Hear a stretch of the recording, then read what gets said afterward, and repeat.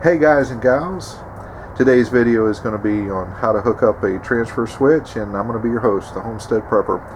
Okay guys, and before I get started, I want to say that electrical work is inherently dangerous. This video is for information purposes only, and you should only do electrical work under the direct supervision of a licensed electrical contractor, and any work that you have done, you should have it checked out by the authority having jurisdiction in your area. And guys, some of this stuff I'm going to show you, it may or may not fly in your area. So you need to check with your electrical inspector before you get started.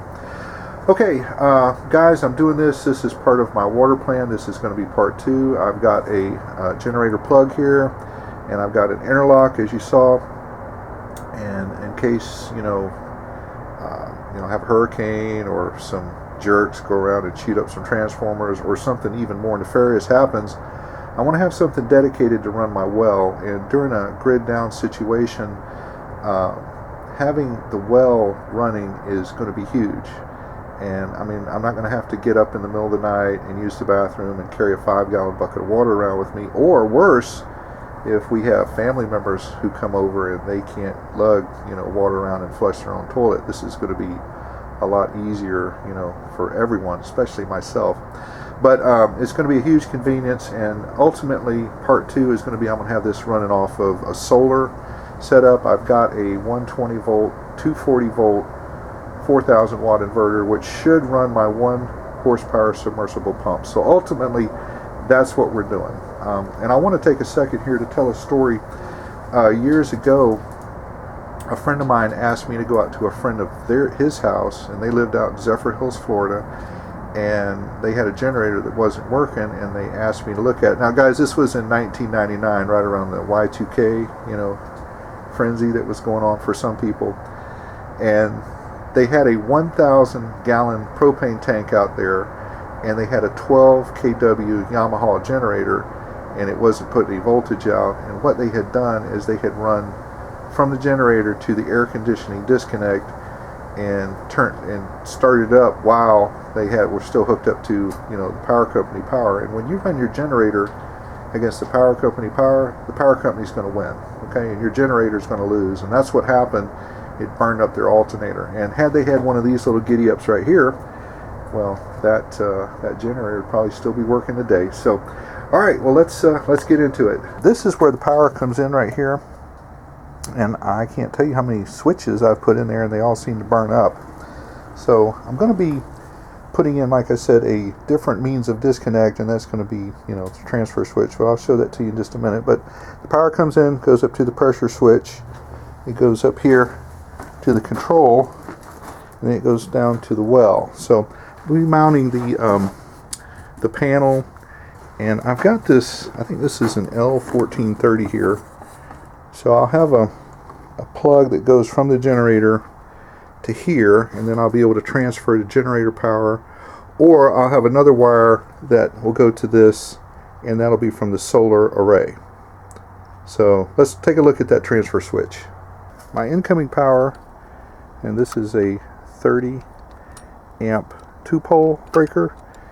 So this is L1, this is L2, and this is either going to be our neutral or ground.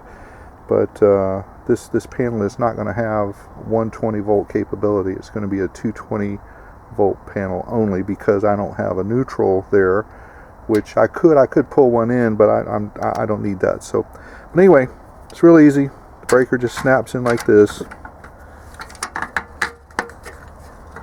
Just that in like that. So that's going to be my incoming power from the panel, from my shore power, if you will. And this is a 30 amp 2-pole. This is going to be feeding the well, and these are going to be interlocked. And then this will turn this on and backfeed these bus bars, and this will actually be what's going down to the well. And this will be my means of disconnect. I'll be getting rid of that switch that fails all the time. So if I need to work on the well, I could just turn that off. It don't matter which one of these are on. So this is another thing I bought off of eBay, because nobody had it locally.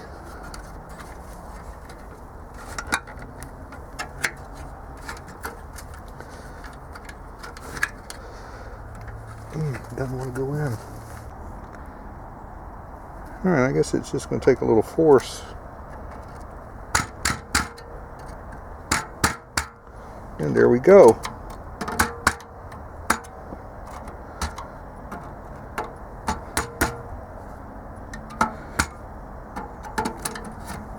This is what interlocks these things.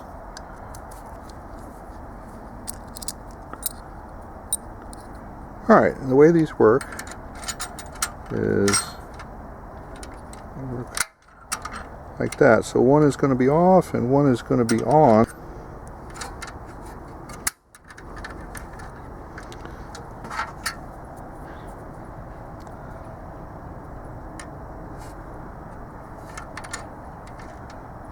Okay, so that goes like that, and then this one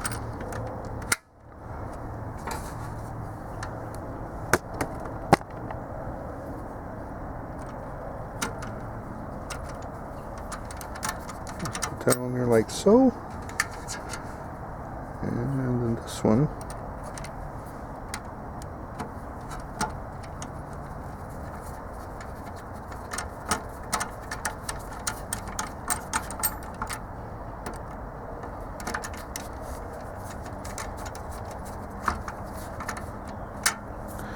Okay guys, and there you go, there's our interlock. Okay, this is the way this works here guys. So you can turn them both off, but you can't turn them both on at the same time. So that is going to be my incoming power from the power company, which is TECO in my area. And then this is going to go to that L1430 plug. And that's going to be, it doesn't matter if I start the generator and plug that on, there's no way for that power to get to this bus bar unless I turn that off and then turn that on. So you can't turn them on at the same time. You can turn them off at the same time, but you can't turn them on. So shore power, this goes to the well, and that's how that thing hooks up, and I'll try and leave a link to that. But that thing has got to go over that, and that locks those two breakers together. Alright, let's get that panel installed. Alright, you want to make sure you got the panel right side up, like this.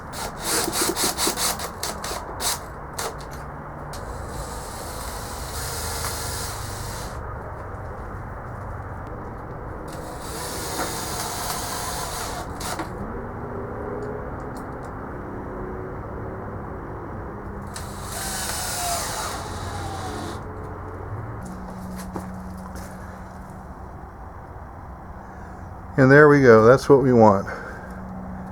Dead set level. Alright, let's open this up.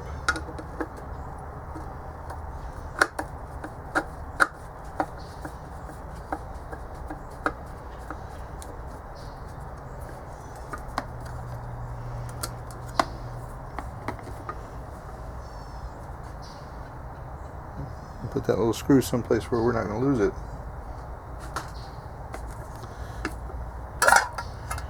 Alright, so it's already grounded to the thing. So alright, so what we need to do guys is knock this out. I always use a pair of needle nose pliers.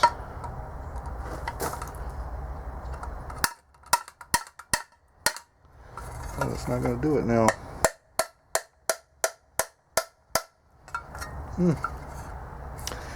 Alright, well we'll have to do something else for that one, but this one we can knock out.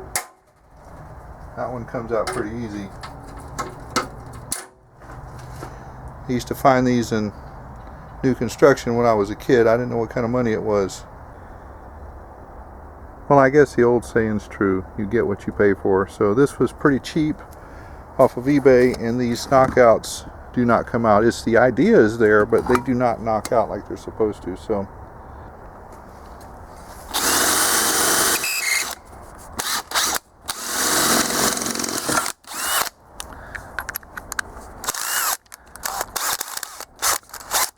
that's a 1-inch Klein unibit. I got a feeling it's going to come out.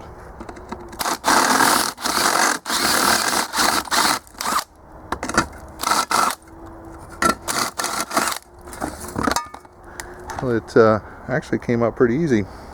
Okay guys, this is a 1/2 inch offset nipple, and what that's going to do is let me put this on here, and I can rotate this and get this to where it's perfectly flush with that. Now you can use EMT or PVC or whatever if your jurisdiction allows it. Let's see if we can get a look at that. And that just twists on there like that. And see if we can get a shot of this here. Okay, so that's on there loose.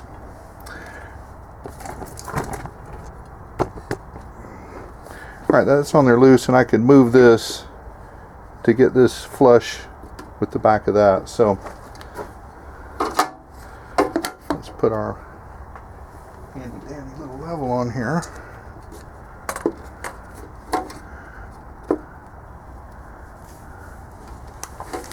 It's kind of hard to do this without my helper here to hold the camera.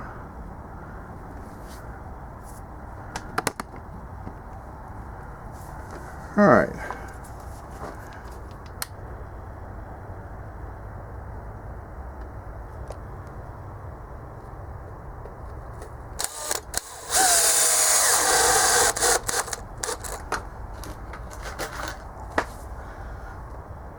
All right, dead level. Let's go ahead and screw it the rest of the way down.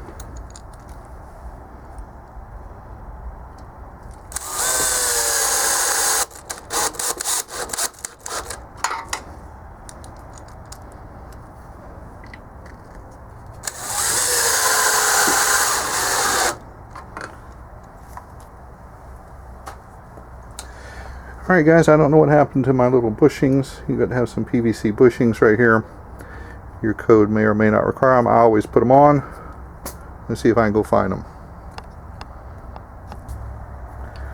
Alright, I forgot to show you that you need to tighten these up once they're on there loose. I always fit them loose. But you can tighten them up with that, or you can use a pair of channel locks.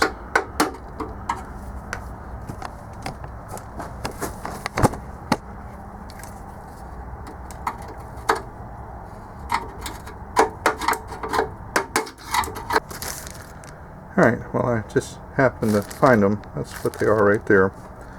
If you're using 1/2 inch.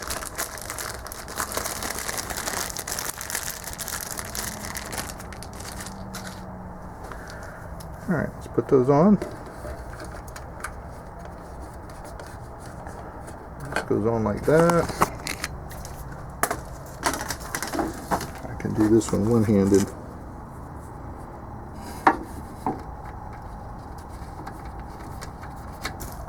Alright, well there you go guys. It's ready for some wire. Okay guys, I've got this pressure switch undone. I'm actually going to replace that because it seems to kick on at like 58 psi and then clicks back off at 60. So that is going bad. This has been removed from there, and this goes up to the control. So we're just going to spin this off of here like this and get that off of there.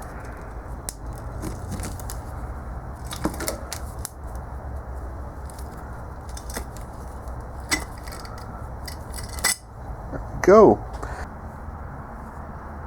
Alright guys, so the plan is to come from that junction box up to this panel, and that is going to feed, that is going to be our incoming power here. This is going to be our, what we'll call our TECO power, and that will feed down to this, which will be the well, and that'll feed back to that pressure switch there, and then this one is going to feed over to this, and then we'll be able to transfer between power company power, generator, or solar bank power, and then ultimately we're feeding the well down to that pressure switch. So I hope that's not too confusing. So let me get those conduits run, and then we'll see how it looks, see if it's a little more easier to take in. That's some number 10 wire feeding over here. We're going to boost that up to a 30 amp breaker because it can handle it. and I've already got some stuff made up here, these seal tights, but the well only takes a 20 amp breaker, as you saw, so we can use 12 wire for that, but the other stuff is going to be 30 amp. So all right, well, let me get these installed. Normally I reuse these, but this one I guess apparently has seen better days. So anyway, I got a new one right there, so we'll just put this thing on here.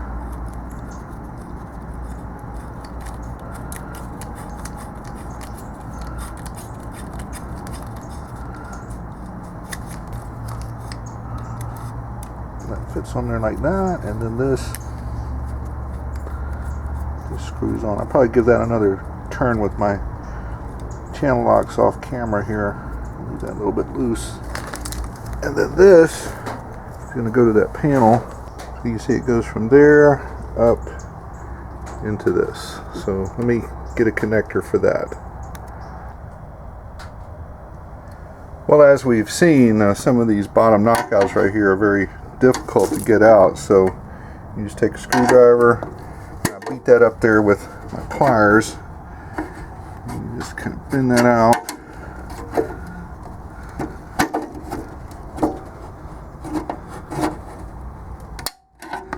And once you get it to that point, you could probably get the rest of the way with a pair of needle nose pliers. Let's see if it'll work.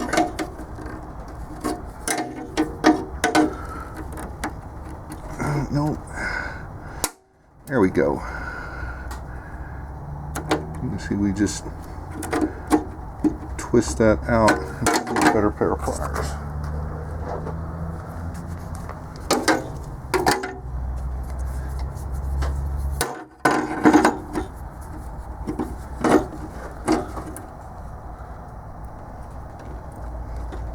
You just rock it out like that. Same thing with this one.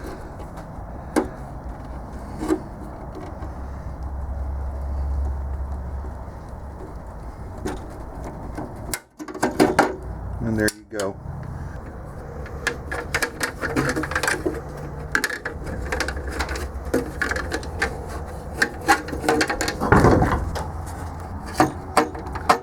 Let's get a lock ring on that.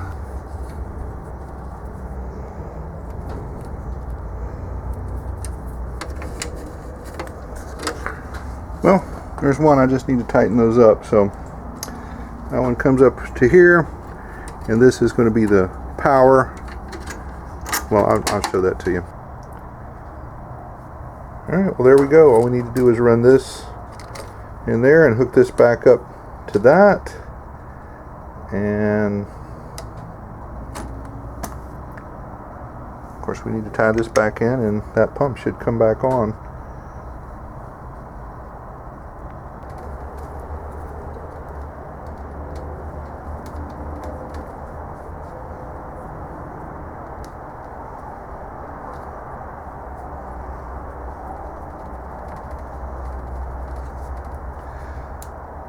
Okay, I guess the right way to do it would be to get your torque wrench out and, you know, do that, but I'm just going to do it by feel here. You don't want them too loose, and if you get over here and grunt on it like a bear, you're going to break these things, and then you'll have to replace this switch right here. So, alright, well, there's that, and I guess we can just put that on there for right now. Alright, this is our junction box here that we need to make back up because we run the new thing over there. What I've done is I take the wires and I take those pliers right there and I twist them together.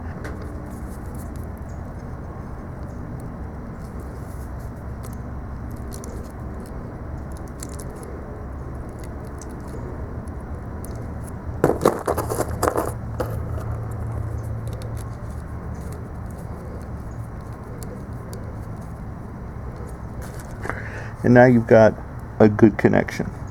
Alright, we'll make the rest of that up there. Alright, let's get these wire nuts on here.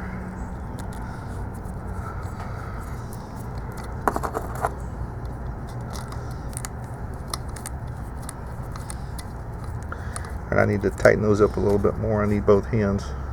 Okay guys, on a sub panel, the neutrals and the grounds have to be separated.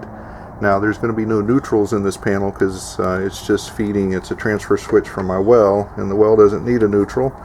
Now if you were running this for, you know, household circuits, or, you know, a range or a dryer, then you would need a neutral. So, alright, we're going to put this little ground bar in there, and that's our equipment ground. It's bonded directly to the panel. This is our neutral bar over here, which is not going to be used at this time. For me to use that, I would have to run a neutral from here all the way back to the panel. So let's see about getting this hooked up here.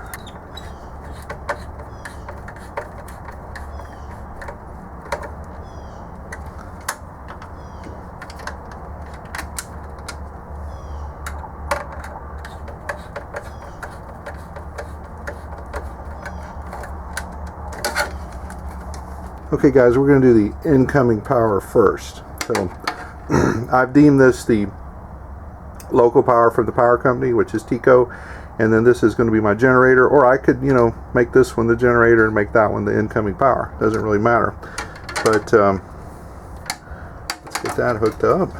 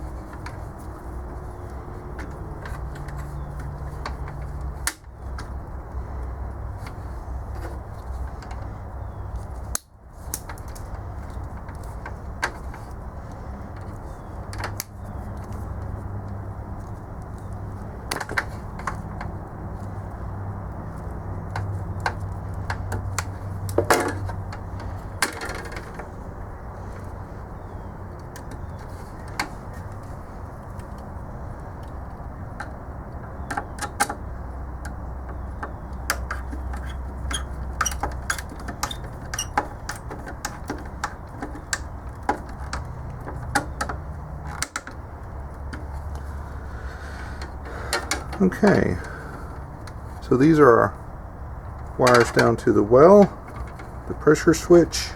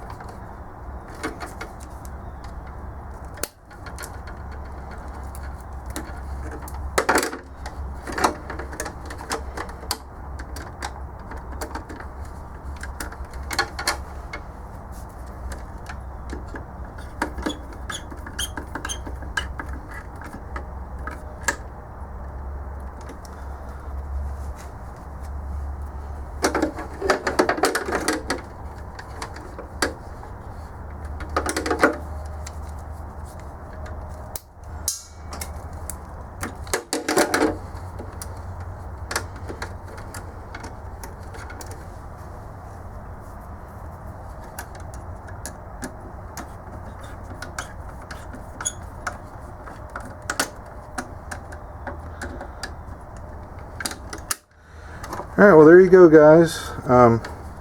If we go and turn that breaker on at the main panel, we'll have power here, and then that should energize my well. So let me go turn that stuff on, and we'll check our voltages and all that. Alright, the moment of truth. The power should be back feeding through this breaker right here. So if we put our meter here, we've got 246 volts. If we go to these lugs, we shouldn't have any power. And 0.2 volts. And then this is our transfer switch thing. We don't have anything on that. So let's turn this on. Okay, now we'll have power up there, and we'll have power to our bus bars. And what we'll do is we'll see if the well comes on. There it is. And just out of curiosity, let's see how many amps we're pulling here.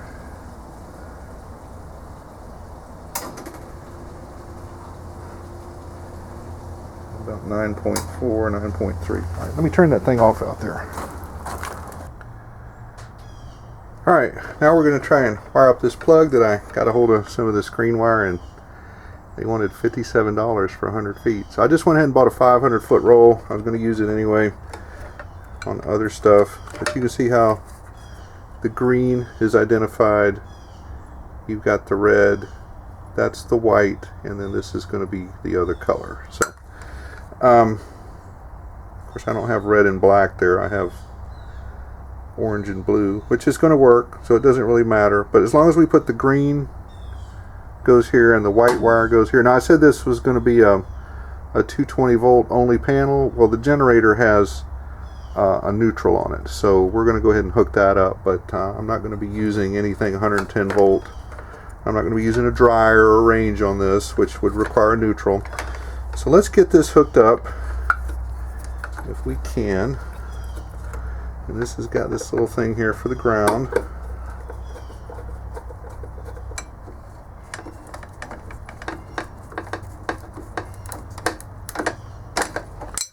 Okay, now guys, you really can't mess up, because it doesn't matter which goes where. So once you've got the ground and you've got the neutral hooked up,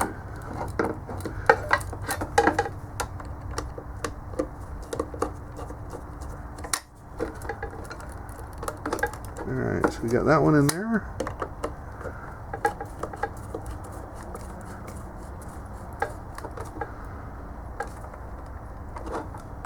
I guess we should get our torque wrench out and do these properly. I'll do that off camera. By process of elimination, this one goes right there.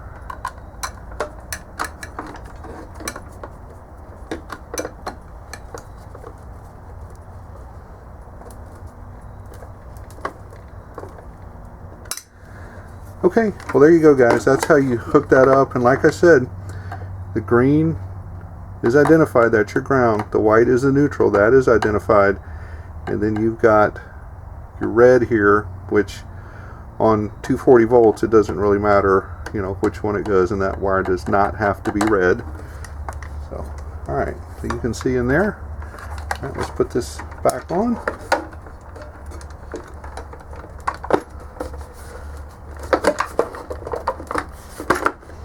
Let's go ahead and let's get this wired up over here.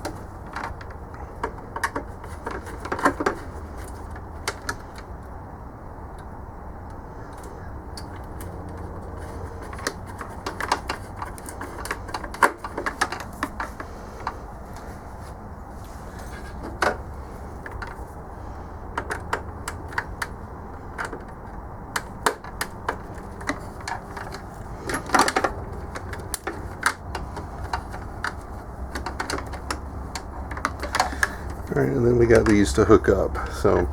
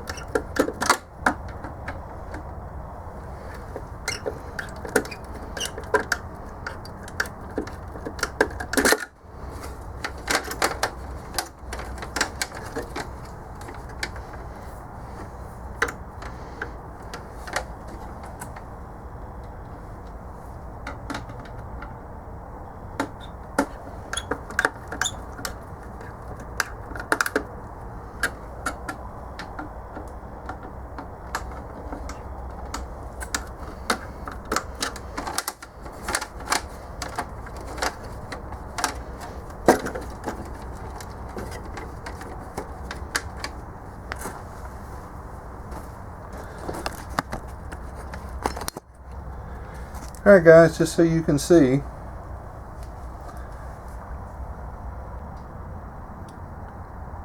okay guys, a couple things. This is the bonding thing right here. You see I put that green screw right there, but you would hook this in and tie this into this neutral bar here if this was the main disconnect, the first panel after the meter. And this is a sub panel, and we need to also drive 2 ground rods over here, and we need to ground the panel. But anyway, I'm just going to leave this up here. We're not going to bond that. We have a ground on a sub panel. It's different than it is on a main panel. And this is the panel cover. So let's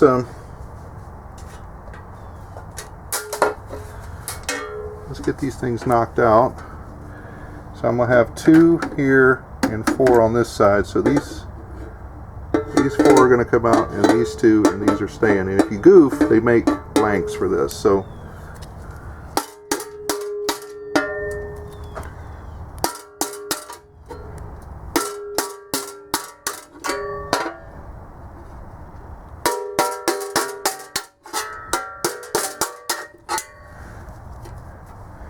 you just twist them out.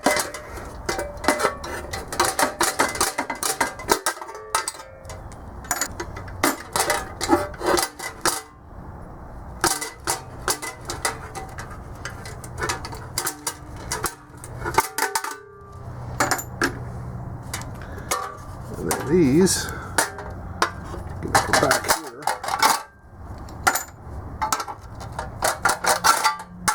Put Mr. Panel Cover on.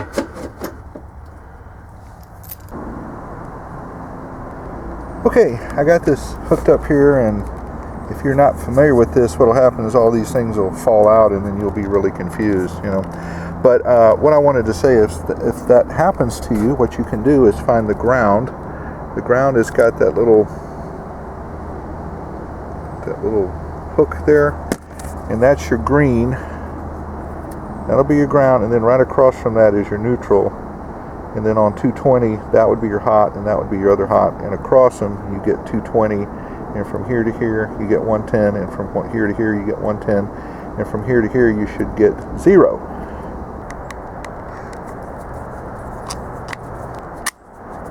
All right, I use some rubber tape, and I tape that up right there. Now, guys, I don't recommend you do that. You never want to put this plugging into your generator and then having an in like this on this end, because that would give you a live in. It could be dangerous and kill somebody. So you always want to have the female and the male.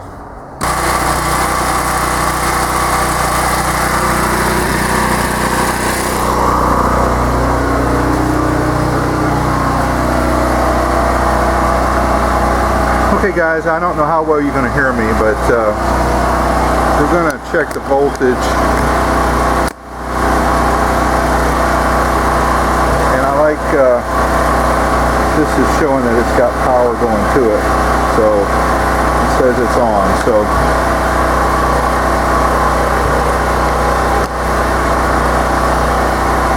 this is our power company power.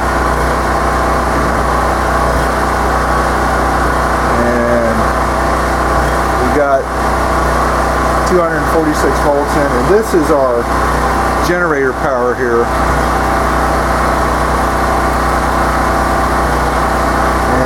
got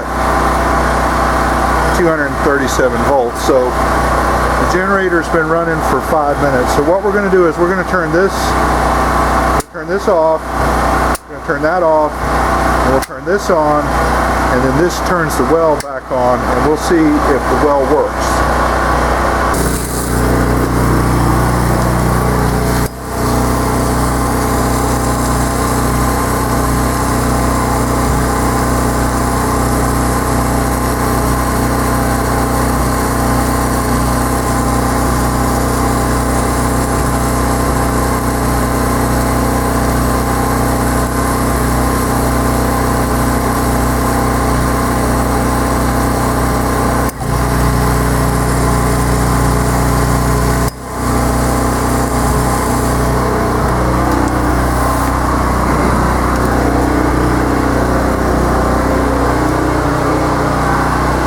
Guys, it works. So what we're going to do is we're going to turn this back off, turn that off, we'll turn that back on, we'll give ourselves power to the well.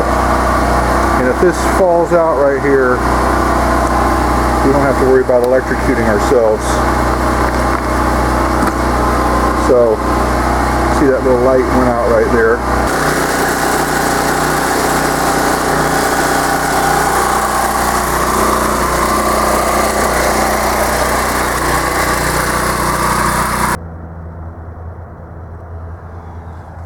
Okay guys, I just wanted to check that out and make sure that works. Now, please don't gig me too bad here. I'm not 100% done. I still have to drive my 2 ground rods and ground this thing because this is a remote sub panel. If you hook this up right next to your main panel, you don't have to drive the ground rods, or if it's in the same building, unless your jurisdiction says differently. But just like I said, just wanted to confirm that it was working, and I like how that lights up and lets me know there's power there. And I'm real happy with it. But this is part 1, and part 2 is going to be, we're going to run some solar power over here. And guys, I figured my 1 horsepower well pump uses around 23 to 2500 watts per hour. So if I have a battery set up that can run 23 or 2500 watts for 1 hour, which I'm guessing my setup is going to run a little bit longer than that, but continuous use is going to give me a lot of water and a lot of convenience. But the well doesn't run continuously, it cycles off and on. So I should have, I'm hoping, 2 hours, 2.5 hours of runtime. But just washing some dishes or flushing toilets, I mean, you have to take some really long showers to run the battery bank down, or I guess if you're trying to irrigate some property, you might run it down then. But all right guys, well, I hope you enjoyed this. This is the Homestead Prepper, and if you have any questions, feel free, and remember, there's no such thing as a dumb question. All right, Homestead Prepper out.